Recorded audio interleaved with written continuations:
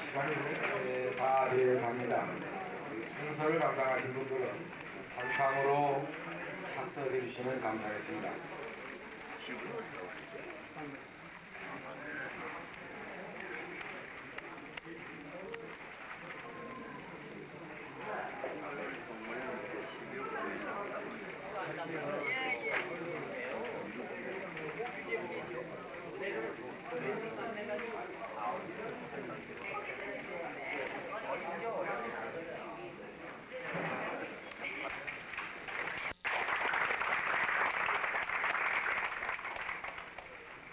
그 다음에 국가보훈처 북부지청장 되시는 우리 이경우 지청장입니다. 동아일보 김학준 사장님, 여운영 선생님 기념사업회 박수 한번 하시죠. 네.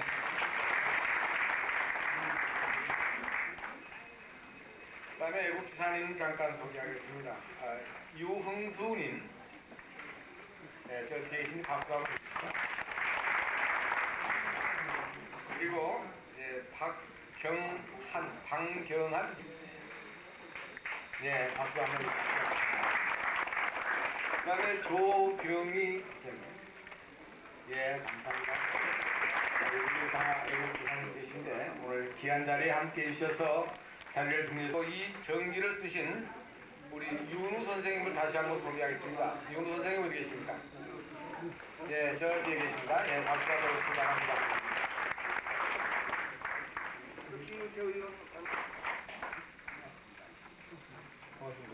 네. 바쁘신 중에 이렇게 자리를 빌려주셔서 진심으로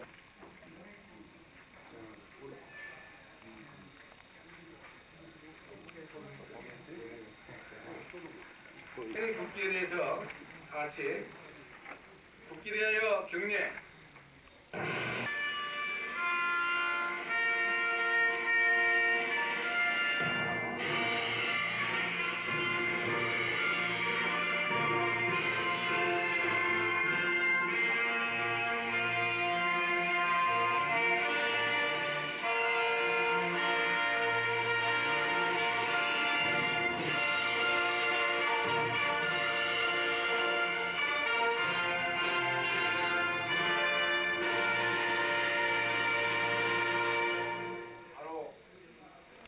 애국가 제창 1절만 하시겠습니다.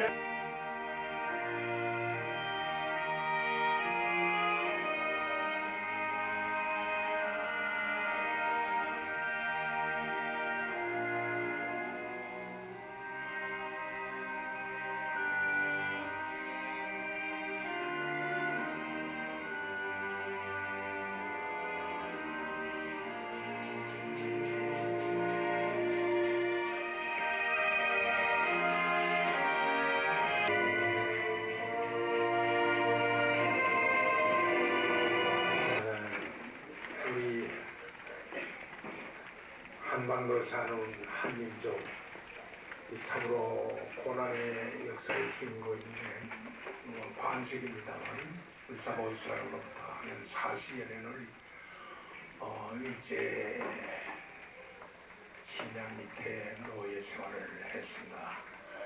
그런 가운데 물론 수많은 여러 가지 형태의 의열 항쟁운동, 독립운동, 민주운동, 마침내 남북에 두 가지 반대되는 체제가 형성되고 전쟁도 하고 우리 민족사뿐만 아니라 세계 역사사에 가장 비참한 그러한 희생을 당하기도 하고 지금도 우리가 반세기가 넘도록 이산가족의 상봉조차 상봉 조금씩 형식으로 하고 있지 제대로 안 되는 고통스럽고 치욕스러운 역사를 우리가 겪어왔습니다.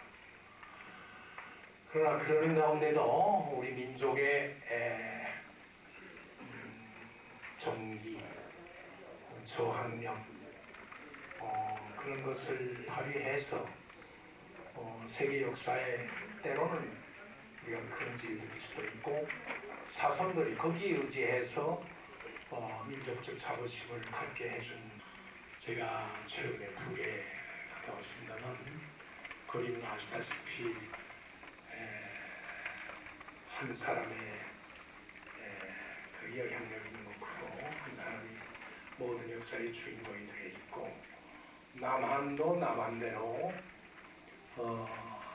때에 따라서 우리가 뭐 40년대, 50년대, 60년대 부각이 되고 이렇게 국민 앞에 이렇게 많이 이렇게 유명해졌던 그런 것들이 있는다면 참으로 훨씬 더 독립운동을 한 업적이나 그 정신의 훌륭한 이들도 그늘 속에 묻히고 혹은 뭐 잘못 왜곡되게 선전이 돼서 오늘날까지 빛을 발하지 못하고 있는 경우도 많습니다.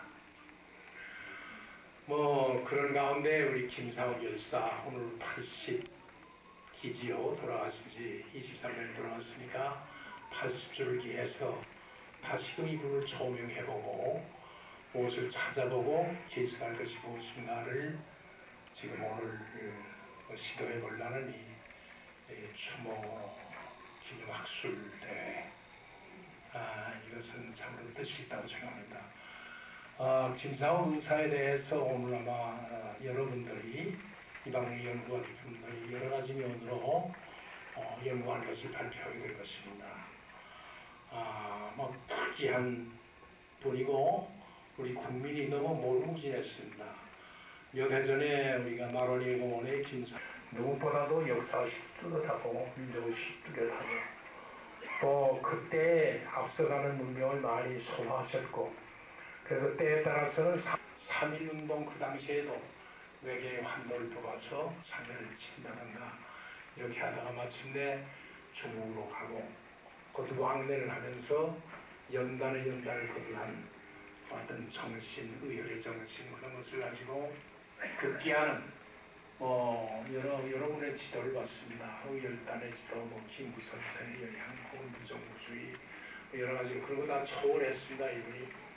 그래서 그분 독특한 그런 타고난 사회를 하는 인연들을 만나서 그분을 연구해 보니까 그분이 중국에서 적시자 회장을 했어요.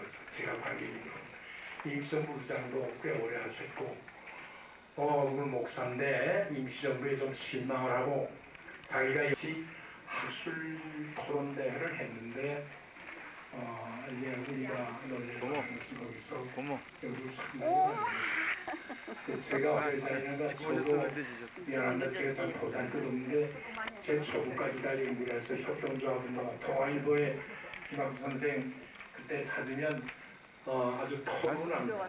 그 전진환이랑 전진환 씨 형님인데 동아일보 특파원으로 그 평양 북촌이라는 데 가서 전부 취재를 한 그런 거 다 내놓고 그게 얼마만큼 알려진 분이고 또 투쟁을 한 분이지만 해방 후에 특별히 말씀드리고 싶은 것은 이러한 분들에 대한 정기나 자료가 너무 부족해요. 김상욱 마스크열사 정기가 있지만 사실 부족합니다. 근데 이번에 윤우 선생이 이걸 많이 그분도 뭐 그런 소멸의 후예입니다만 많은 자료를 모아서 이번에 그 책을 엮었습니다. 원고료도 아직 뭐 조금 드리려고 해도 안 받는다고 하는데 하여간 그렇게 해서 책이 나왔습니다. 그 책을 되도록이면 많이 좀 사서 전파해 주십시오. 이런 것이 책방에 내놓아도 안 팔립니다. 괴상망측한 소설은 몇백만 부가 팔리는데 이런 책이 안 팔립니다. 여러분들 그런데도 좀 협조를 해주셔서 또 출판사도 이게 희생적으로 했으니까 그런데 도움이 되도록 해주시기 바랍니다. 감사합니다. 이어서 광복회 김호전 회장님의 기념사가 있으시겠습니다. 저한테 주어지는 시간은 30분까지인데 조금만 단축해 주시면 감사하겠습니다.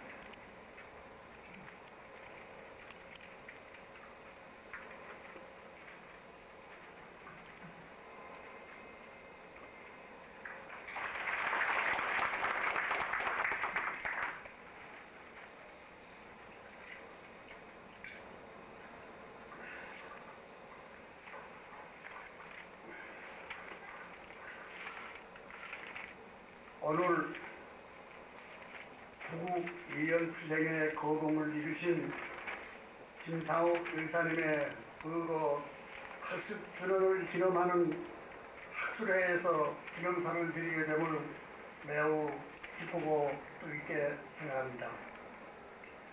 이사님의 숭고한 위지를 받들고 기리는 그 근음식에 본인이 광복회를 대표하여 존중한 마음으로 기념사를 드립니다.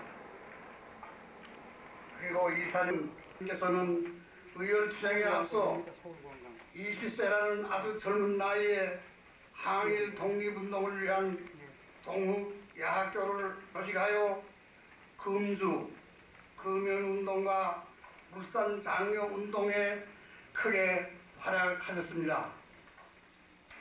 특히 의사님께서는 1923년 효제동 대격정 등 서울 한복판에서 그야말로 시가전을 방불케 혈투함으로써 효제동 대격전에서는 무장한 일제 경찰 수백 명이 도끼선인 감시와 경계망을 비롯하여 고등계 형사들의 이중포위, 헌병들의 삼중포위, 그리고 기병대의 사중포위 속에서 1인 방천이 대격전을 벌쳐 외놈 수십 명을 처단하고 마지막 일탄으로 자결 순국하셨습니다.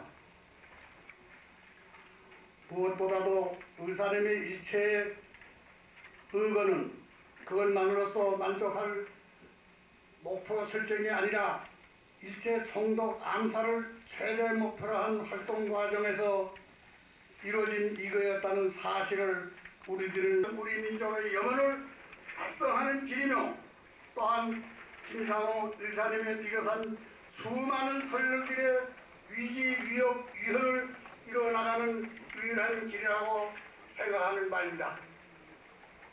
바라옵건대 오늘의 김상욱 이사 의혹 80주년 기념 학술회의가 의사님의 의열투쟁을 재조명하며 수모의 열정을 드높음을 물론이거니와 온 국민의 의식을 보다 더욱 합니다. 끝으로 김사업 의사님과 나석주 의사님의 기념사업회를 이끌어오시는 서영훈 회장님을 비롯한 회원동지 여러분께 감사의 말씀을 드립니다. 2003년 10월 13일 광복회 회장 김사입니다. 이어서 동아일보 원로 어르신 여러분, 그리고 오늘 이 소중한 학술대회를 마련해 주시고 여기에 참여해 주시는 여러 석학 여러분, 제가 그동안 많은 곳에서 축사를 했습니다만 오늘 같은 영예스러운 축사는 없었습니다. 왜냐하면 김상욱 의사는 제가 축사를 올리기에는 너무나 위대하신 분이기 때문에 제 스스로 과연 축사할 만한 사람인가 묻지 않을 수 없게 됩니다. 돌이켜보면 일제 식민지 치하에서 우리 견해는 말할 수 없는 수모와 고통을 감내해야만 했습니다. 이때 현실에 안주하는 사람들도 적지 않았습니다만, 그러나 자기 자신의 모든 것을 던져 나라의 광복을 찾기 위하여, 민족의 독립을 얻기 위하여 헌신 투쟁하신 애국자, 순국자들이 많았고, 이 거룩한 애국자들과 순국자들의 투쟁 속에서, 헌신 속에서 우리 결에는 마침내 광복과 독립을 찾았던 것인데, 그 위대한 선열들 가운데 으뜸가는 몇 분 가운데 한 분이 바로 오늘 80주년을 맞이하여 그 의거의 뜻을 기리게 되는 김상옥 선생님이십니다. 김상옥 의사는 33살이라는 아주 짧은 나이에 그리하여 인생에 대하여 말할 수 없는 애착심을 가질 수 있는 그 젊은 연세에 일제와 과감히 맞서 혈혈단신으로 투쟁하시다가 나라를 위하여 모든 것을 바치셨습니다. 오늘날 우리의 현실은 매우 어둡습니다. 이 혼란이 거듭되고 있습니다. 그렇기 때문에 많은 사람들이 장래에 대한 희망을 잃고 외국으로 이주하는 꿈을 꾸고 있습니다. 바야흐로 새로운 기운이 이 땅에 널쳐져서 나라의 국운을 새롭게 열어가야 할 매우 위중하고, 이 기풍이 확산될 때 우리나라가 바른 길로 들어설 수가 있고 국민들이 장래에 대하여 희망을 가질 수 있게 될 터인데, 그렇게 되려면 바로 김상옥 의사와 같은 이 거룩한 선열의 뜻이 우리 국민 모두에게 바르게 전파되어야만 하겠습니다.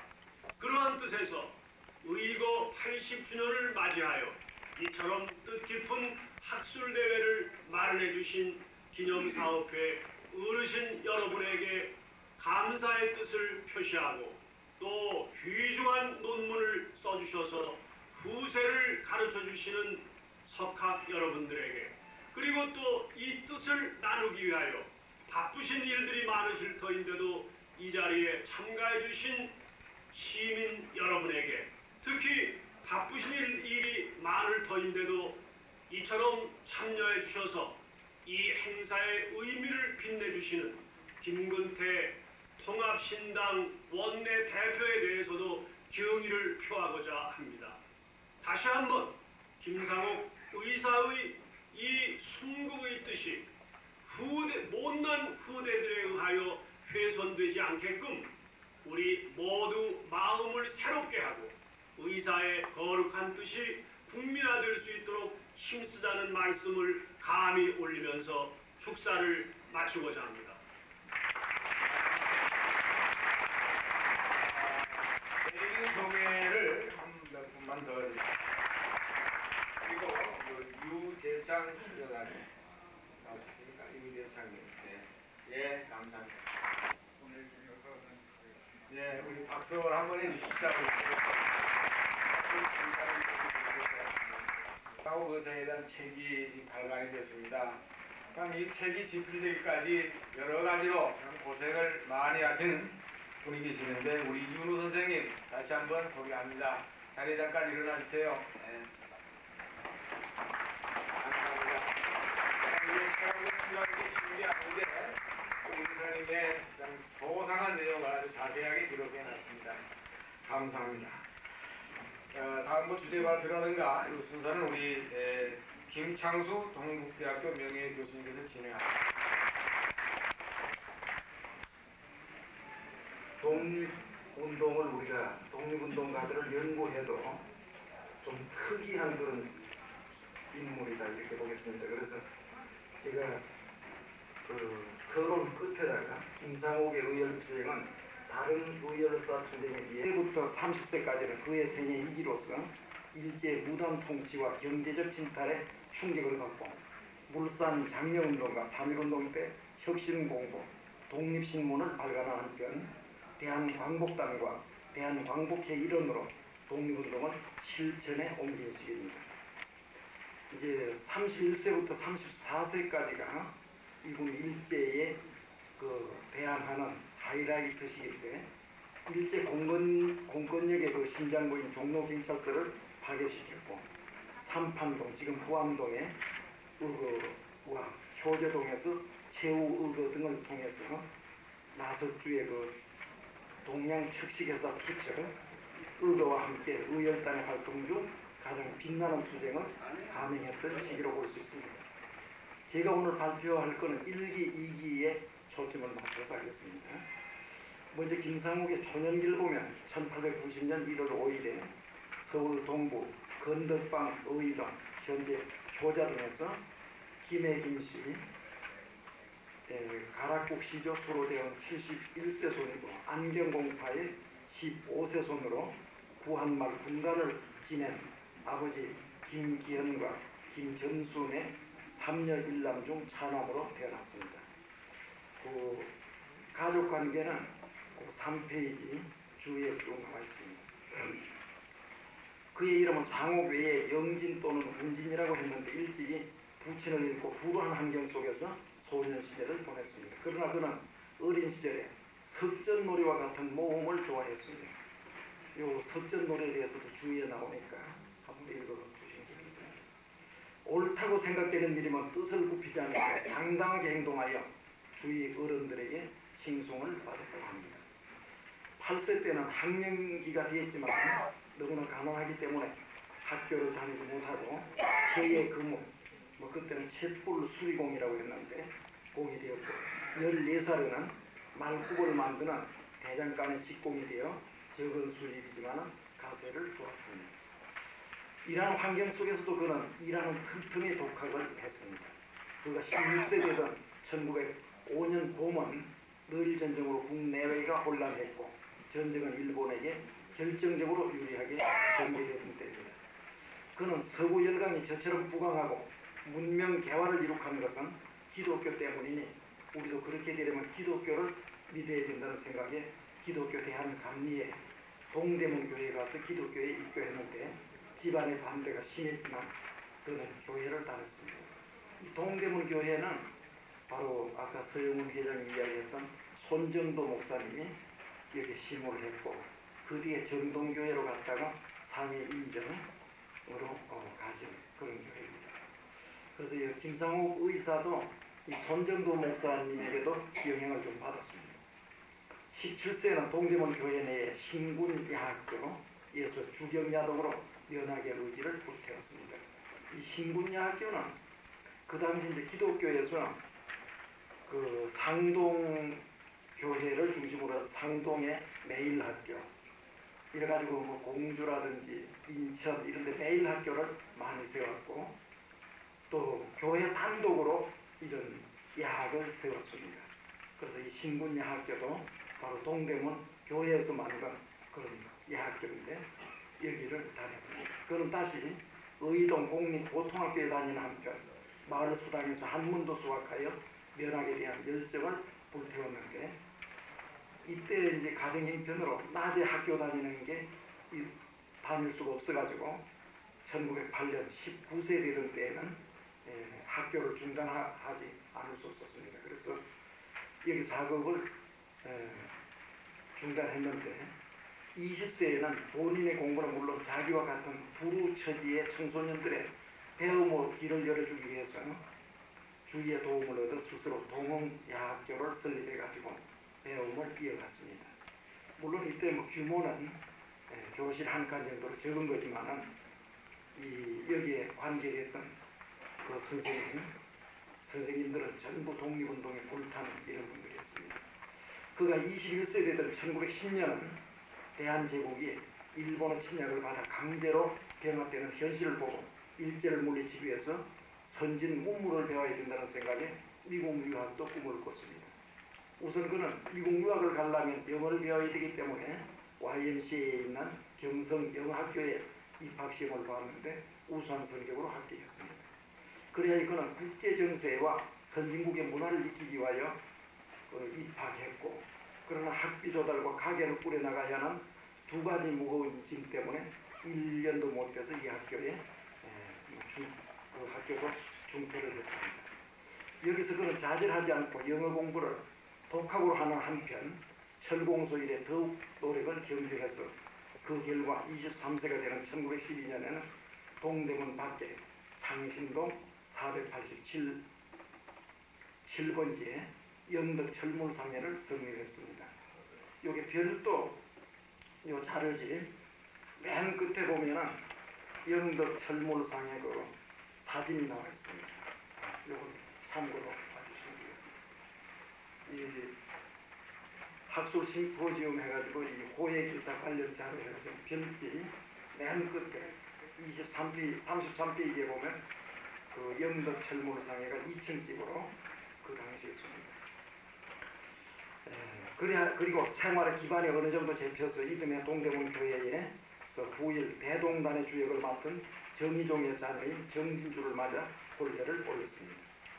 이보다 앞서 22세가 되는 1911년에는 그 YMCA의 청년부장을 역임했는데 이때 체육교사로 있던 이필주 목사, 그 주 8번에 이필주 기동주자인데 여기 그 좀 한문이 잘못 나왔습니다.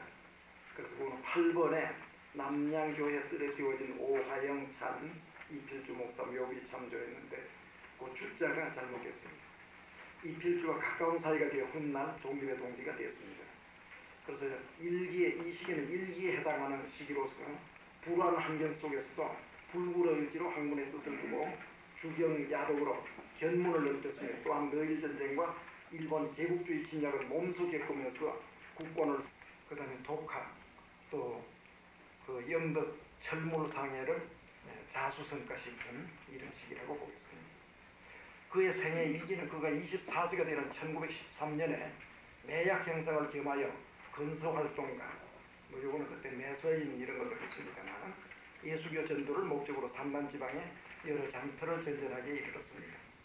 이때 그는 대한광복단에 입단하게 되었던 것으로 보이는데 광복단은 1913년 경상북도 풍기에서 최기중, 유창순, 한우는 나중에 사돈관이 됐습니다만 한운 등 한말 의견 또는 그와 관련이 깊은 인사가 결성됐으므로 박상진을 중심으로 해서 대한광복회로 발전했습니다.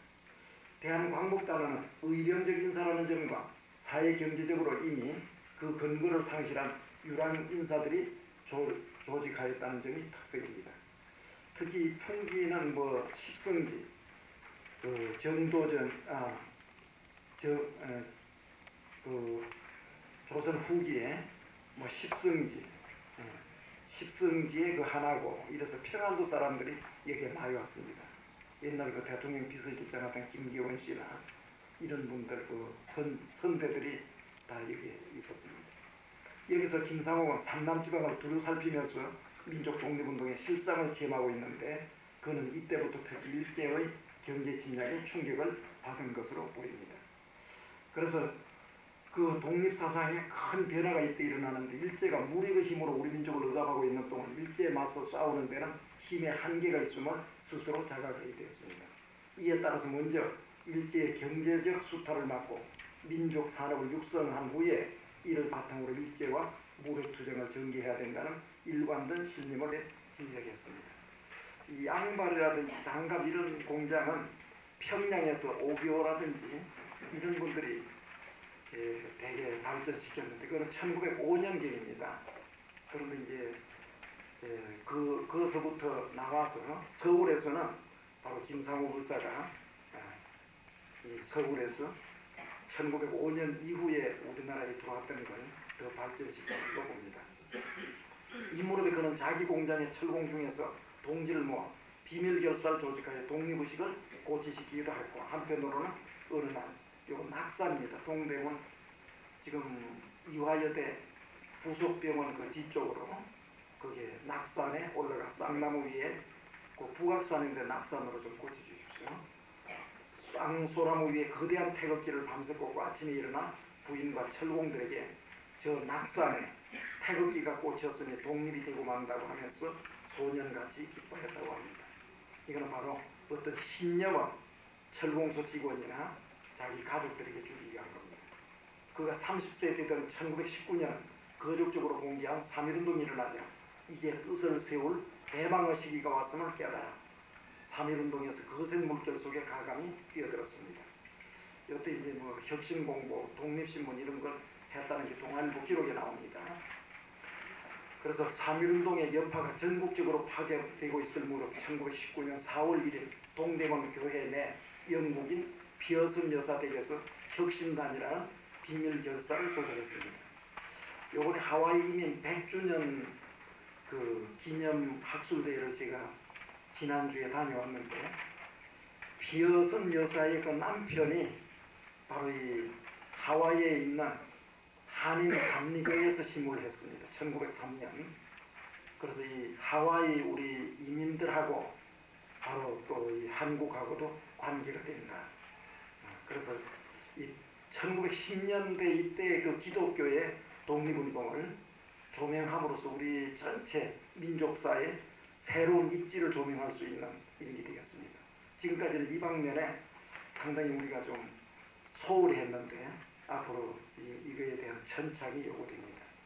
그리고 그 첫 싸움으로 혁신공보를 등사판으로 발행했는데 그 뒤에 독립신문으로 게재하여 일제의 감시를 피해가며 시민에게 배포함으로써 독립사상을 개포하고 독립운동의 신속한 뉴스를 전해줬습니다.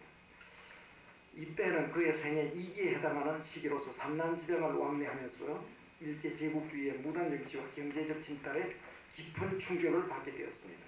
여기서 그는 국산품 장려운동과 3.1운동을 지원하기 위하여 혁신공보, 독립신문을 발간하는 등 국민계몽운동과 물산 장려운동에 주력하는 한편 1913년 최기종, 한운 등이 결성한 대한광복단과 1915년에 박상일, 김자진 등이 결성한 대한광복회 일원으로 활력하면서 독립운동을 실천에 옮긴 시기라고 하겠습니다. 한편 그의 독립사상에 큰 변화를 가져오게 한 동의는 앞에서 잠깐 언급하는 바와 같이 형무소인데 그것도 미스가 좀 많이 나와서 죄송합니다. 형무소에서 출감하면서부터라고 보여집니다.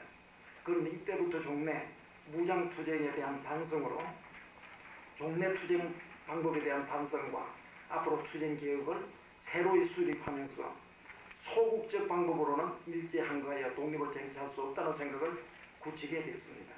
그래서 적극적 투쟁 방법을 모색하게 됐는데 그래서 이제 우선 암살당 이런 걸 했습니다. 그리고 그 밑에 헌병대를 제거할 뜻 이런 거 나왔고 그 중간에 5선 일본 헌병대 분소 이런 게 나오는데 그거는 조선으로 조선. 자 그러면 요 20년대가 이제 21세인데 암살단 그 다음 넘기면 20년 5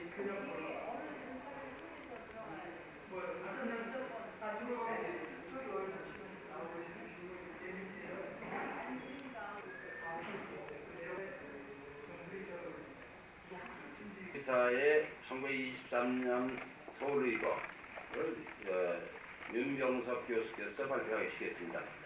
윤병석 교수는 인하대학에서 교수 겸 학장도 지내셨고 우리나라에 있어서 독립운동사를 개척한 분입니다. 그래서 본인은 발표가 일이라고 믿습니다. 발표하십니다.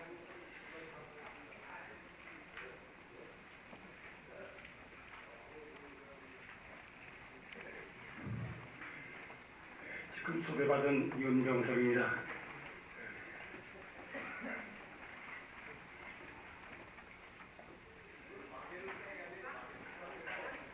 저에게 주어진 제목은 1910년 그러니까 군평수지 정서부터입니다.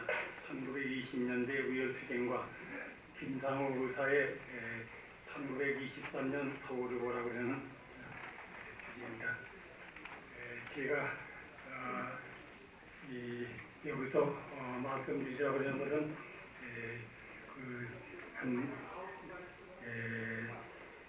너덟 가지의 말씀을 드리고 싶어서 이 자리에 올라섰습니다. 김상욱 의사의 1923년의 의거는 이거 어디 한 장소에서만 쓴 게 아니라 처음에 종로경찰서에 폭탄을 던졌다가 조심스럽게 김상욱 의원을 얘기할 적에 종로 투탄의고 그렇게 얘기하는 것보다는 한번 서울의고라고 얘기하는 그 명명이 좀 어떨까. 그러나 저 혼자 얘기하는 게 아니고 이 학계에서 공감해주고 교과서나 학문적으로 쓰여지게 되기 때문에 그거를 한번 말하고 싶은 겁니다. 그 다음에 세 번째는 김상욱 의사의 그 1923년에 종로의 투탄서부터 시작해서 열흘 뒤에 효재동에서 장렬한 투제로 순육할 때 과정 사이에 그거의 참 의거가 아주 장렬한 의거니까 그거는 딴 분의 이 안중근 의사의 경우에는 권총으로 딱 한 사람을 쏴서 간단히 끝났고 또 윤봉길 의사나 그런 분들 있는데 이 김상욱 의사의 경우에는 이렇게 이 광범한 이런 특수한 성격이 있다고 그러는 그렇기 때문에 같은 의열이라도 조금 다른 면이 있다 그러는 그 성격의 말씀을 드리고 싶은 겁니다. 그리고 그 다음에 말씀을 드리고 싶은 것은 그 단지 신채호 선생이 쓴 조선혁명선언입니다. 의열투쟁이라고 하는 것의 이념이나 논리나 방략이 그대로 단재의 조선혁명선언에 결집되어 있다고 볼 수 있고 또 제가 독단인지 모르지만 단재 선생은 역사학자로도 유명하고 또한 많은 글을 써서 어떤 글에도 단재 선생의 글에 대해서는 누구나 현재 민족주의 사관의 입장에서는 시비할 수 없는 그러한 아주 힘있고 우리 민족의 근대의 민족순환을 건지는 그러한 문자이지만 그 중에서도 가장 잘된 이걸 바로 일제이한 민족순환기를 극복할 수 있는 그러한 이념과 논리와 방략과 그것을 직결하는 게 조선혁명선언이라고 볼 수가 있습니다. 그 조선혁명선언이라고 하면 결국은 그 배경이 이 김상욱 의사가 처음에 가담했던 광복단과 그것을 이은 그 암살단, 그 다음에 의열단 그런 거하고 직결되어 있습니다. 그래서 그런 말씀을 드리고 싶은 게 그리고 그 다음에는 오늘 주제인 그 김상욱 의사의 의거가 역사적 의의를 어떻게 봐야 되느냐 또 의열투쟁의 역사적 의의를 어떻게 봐야 되느냐 그게 말씀드리고 싶은 겁니다. 자료상으로는 그동안에 참 많은 분들이 여러 가지 연구를 해서 특수학기실이 제시할 건 없지만 오늘 특히 세 가지 면의 그 자료를 소개할까 합니다. 이 한 가지는 백범 김구 선생의 의열투쟁에 대한 그 견해고 그 다음에 방금 두 번째는 방금 말씀드린 것과 마찬가지로 조선혁명선언의 그 내용이고 그 다음에 세 번째는 고대도 유진기 교수가 말씀드렸는데 그 김상욱 의사가 자기보다 7세 연하인 김원봉 밑에 들어가서 의열단을 했겠느냐 그런 얘기도 있지만 여하튼 약산과 의열단이라고 하는 책에는 이 김상욱 의사의 종로 폭탄이 들어있지 않는데 이 의열단의 최고의 그 책사라고 그럴까 최고의 참모가 유자명이라고 볼 수 있는데 그분의 나의 교육이라고 썼지만 그거는 거기가 다 의열투쟁에 관한 그거를 쓰고 있는데 그 속에 김상욱 의사에 관한 거를 가입한 내용서부터 적고 있습니다. 그거를 소개드리면서 제 견해로 봐서는 의열투쟁에 가입했다. 그렇게 갈 수 있는 하나의 증거가 됐다. 그런 말씀을 드리고 싶은 겁니다. 그러면 준비한 이 프린트에 의해서 시간상 다 말씀드릴 수 없기 때문에 뛰어가면서 말씀드리겠습니다. 먼저 그 의열투쟁이라고 하는 데 대한 말씀은 페이지 51페이지입니다. 의열투쟁이란 의사와 열사들이 국가와 민족을 위하여 침략과 불의에 맞서 항쟁한 투쟁을 말합니다. 우리 역사에서 이러한 의열사들은 국가와 민족이 위기에 처할 때마다 끊이지 않고 출연하였으며 몸과 마음을 다 바쳐 항고 투쟁하여 유구한 역사의 맥을 이어온 것입니다. 의사와 역사의 구분은 투쟁과 저항 양상에 따라 구분될 수도 있습니다. 즉 의사는 안중근 의사, 강우기 의사, 김성욱 의사 등과 같이 적극적인 투쟁 방식을 택하여 위험을 무릅쓰고 침략 불의의 대상을 응징하고 처단하였던 이들을 가리킨다고 할 수 있습니다. 또한 역사는 이한흥, 이준역사 등과 같이 소극적 교황의 방식이긴 하지만 의군과 충질에서 순국하거나 스스로 목숨을 끊어 자신의 떳떳한 의지를 천하에 밝히고 적에게 경고하며 민족을 일깨워 불발시켰던 이들을 가리킨다고 할 수 있습니다. 그러나 의역사의 구분이 그렇게 명확한 것만은 아니라고 생각됩니다. 어떤 이들은 그들이 한 광범한 행적 때문에 의역사의 구별이 하기가 어려운 경우도 있습니다. 그것과도 자신의 목숨을 희생하여 민족의 자유와 독립의지를 대변하였다는 점에서는 의역사가 서로 다를 바가 없기 때문입니다. 또 보다 넓은 의미에서는 모든 애국지사들이 의역사에 포함될 수 있습니다. 의역투쟁은 그 성격상 필연적으로 통렬한 저항투쟁의 성격을 갖습니다. 다만 의병이나 독립군의 투쟁이 대단히 조직에 의한 집단적 군사적 전투의 대항 방식이라면 이에 반하여 의역투쟁은 개인 혹은 소규모의 조직에 의하여 개별적 혹은 소집단적 투쟁 저항의 형식을 취한다고 할 수 있습니다. 그리고 이와 같은 투쟁 방식은 정면 대결로 상상이 적은 대상에게 적에게 도리어 큰 타격을 주기 위한 효과적인 방법 중에 하나이기도 합니다.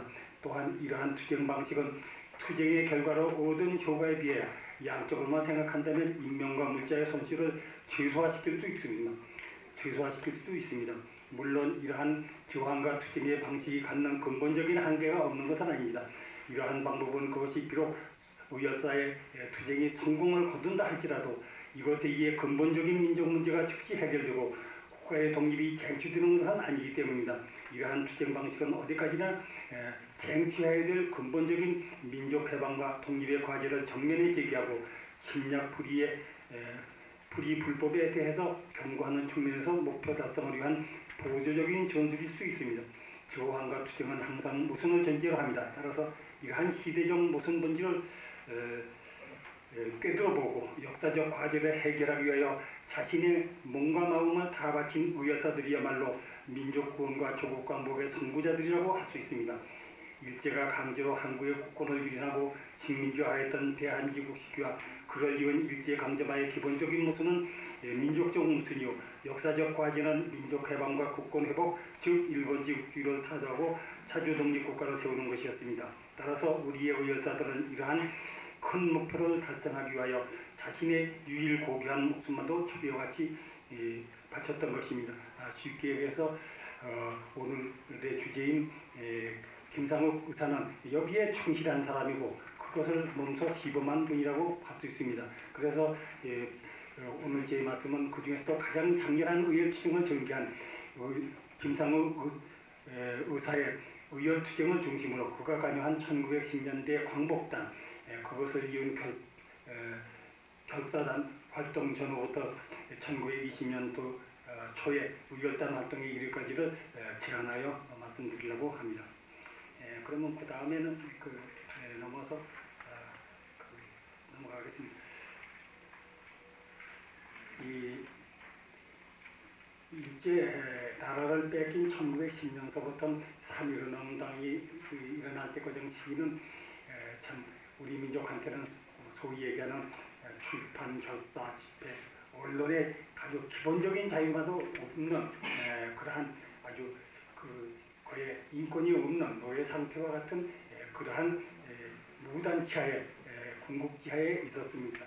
그렇기 때문에 그 시기에 민족운동자들은 될 수 있으면 독립운동을 하기 위해서는 압록강도망을 건너서 서북간도를 비롯한 남북만주나 연해주 혹은 중국 혹은 멀리 하와이 미주에 가서 활동하는 것이 일부였지만 이 의역투쟁은 그러한 암흑기에 그러한 어려운 시기에 국내에서 독립운동을 할 수 있는 그러한 원동력을 그 출발을 그 기반을 마련한 것이라고도 볼 수가 있습니다.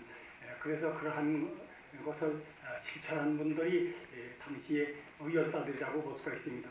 자기 몸을 희생하는 죽는 그런 사람, 많은 사람들, 여기 일일이 예를 들 수가 없지만 그런 많은 사람들, 또 적극적으로 의열투쟁에 가담한 사람들, 55페이지에 둘째 줄에서 이보다도 이들간달이 적극적인 침략의 원흉과 부일 협력자들을 처단하기 위한 의사들이 활동적으로 두드러졌습니다. 그 대표적인 예로 안중근 의사의 종지로 합병조약에 어중며 조선 초대 총독이 된 사내정의를 처단하다가 체포된 안명근 의사, 특히 부호인 장수문, 박용화, 양지학, 서도연 등을 총살 응징한 김상욱 의사를 포함한 광복단의 여러 활동 등을 들 수가 있습니다. 광복단의 활동이나 그것은 고대 이준기 선생도 자세히 언급했고 책이 많이 나와 있기 때문에 성역하고 넘어가겠습니다. 그러면 그 다음에 3.1운동 이후에 의열활동이 어떻게 되면 3.1운동은 잘 아시다시피 우리 민족이 그 독립의지를 발현하기 위해서 독립선언서를 낭독하고 독립만세를 부르고 그리고선 시위를 하는 그런 평화적인 방법이었지만 우리 민족주의나 우리나라의 민주주의를 발전하는데 아주 획기적인 그러한 거조운동이고 최대운동이라고 볼 수가 있습니다.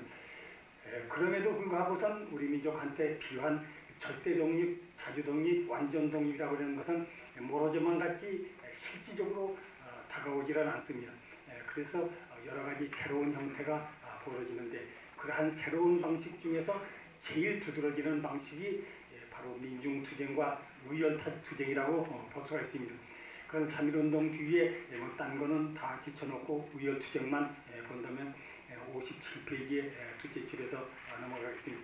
의열투쟁의 대표적인 것을 세 가지를 들 수가 있습니다. 하나는 바로 그 3.1운동 직후에 일본이 문화정치를 한다고 선전하면서 들어와서 한국을 식민 통치를 계속하려고 하는 그러한 제등실 총독을 총살 폭탄을 투탄 제거하려고 하는 그러한 그 강우규 사의 뜨고 대개 유인이라든지 이름난 사람의 전기를 쓴다면 역사적 사실하고는 좀 떨어지기 너무나 과찬하거나 근거 없는 말을 많이 쓰는데 김우 선생의 거는 대개가 이 근거를 두고 얘기하고 있고 또한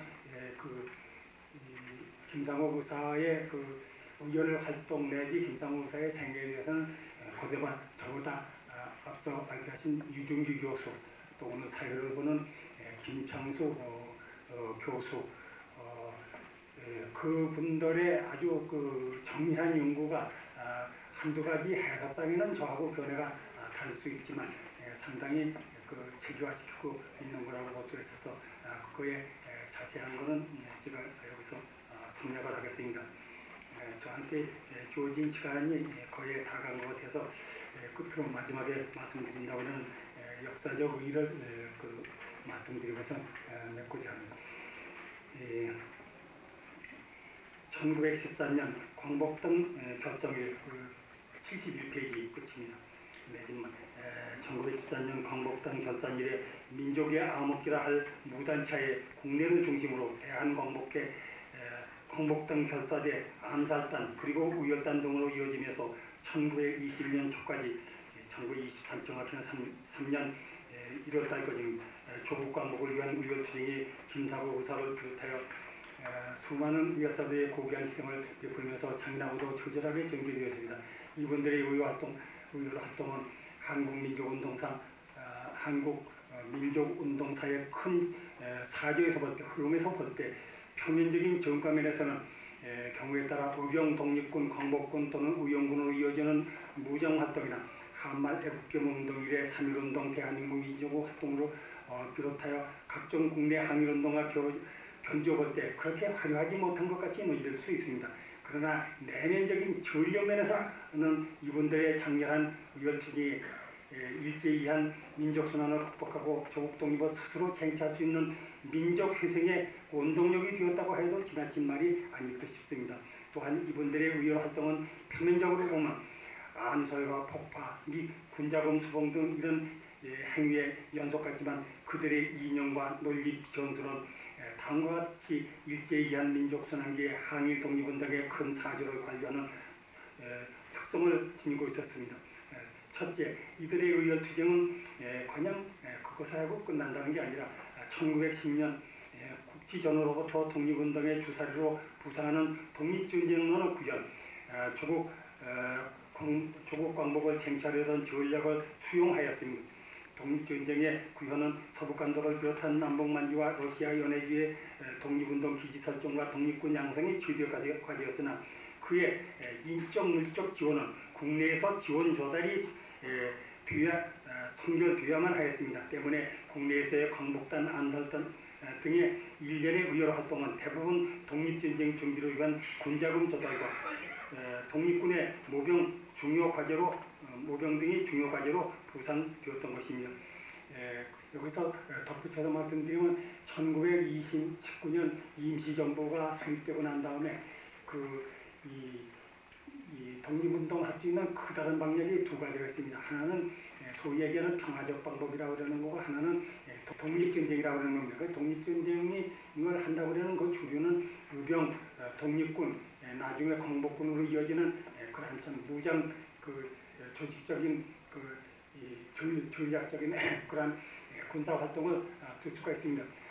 그리고 평화적인 투쟁이라고 하는 것에 첫째는 일본 사람한테 세금을 내지 말자, 일본 법령에 복종하지 말라, 또 일본의 관리가 되지 말라, 일본의 그 모든 것에 대해서 이 한국하고 하는 민중 투쟁을 일으키는 3.1운동 같은 것도 그거에 해당됩니다.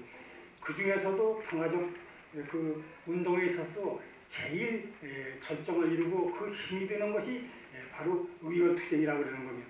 그래서 임시정부 초창기에 이 정부의 시정 방침을 본다면 이시영 선생이나 신익희 선생이나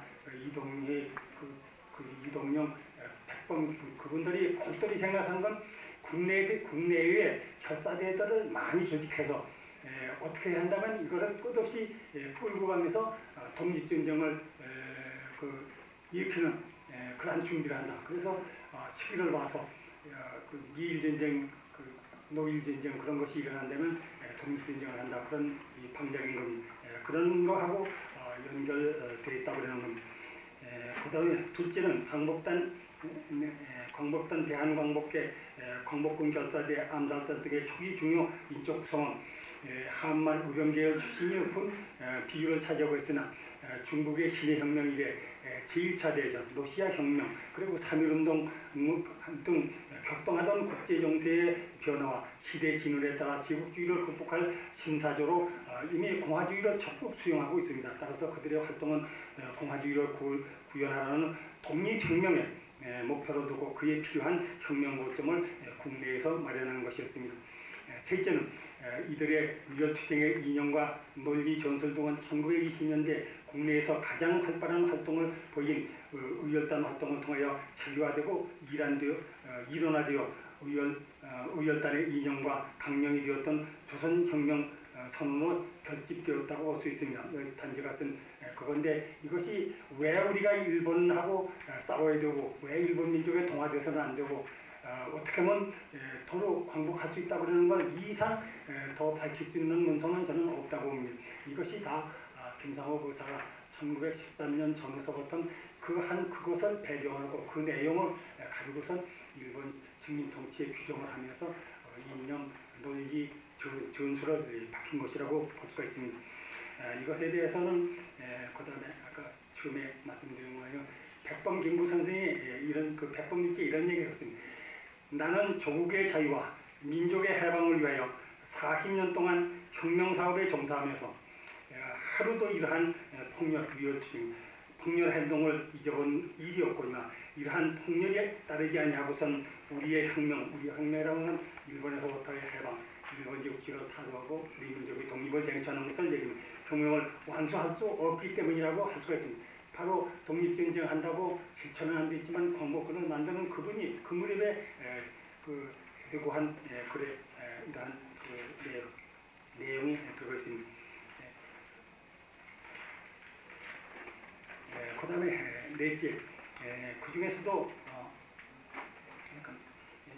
민족의 해방과 조국의 독립은 조국의 독립을 아주 조국을 빛나게 광복한다. 그 광복 정신에서 출발하여 모든 의열투쟁의 구성원이 최후의 순간까지 살신성인을 통하여 자주적으로 조국의 주권을 광복하고 완전한 독립국가를 건설하는 종지를 두었던 것입니다. 넷째, 그 중에서도 김상호 의사의 의열투쟁은 특히 1923년 1월에 종로경찰서를 비롯하여 삼판동, 효제동 등 서울 일원에서 혼혈단시로 결연한 의열은 참 호당열배, 친경백세 이시영 선생의 희호입니다. 호방한 담력과 장렬한 기강은 세상을 놀라게 하는 그러한 용감 장편인 하는 장렬무쌍한 의열로 백범 선생의 희호로 쓴 충분 애적의 정범을 역사에 들은 곳이라고 할 수 있습니다. 감사합니다. 윤병석 교수의 의열투쟁의 논리와 김상호 의사의 의열투쟁의 위상에 대해서 소상히 밝혔습니다. 지금 논문 발표에서 제기된 문제는 앞으로 토론 시간에 자세히 다뤄질 것으로 믿습니다.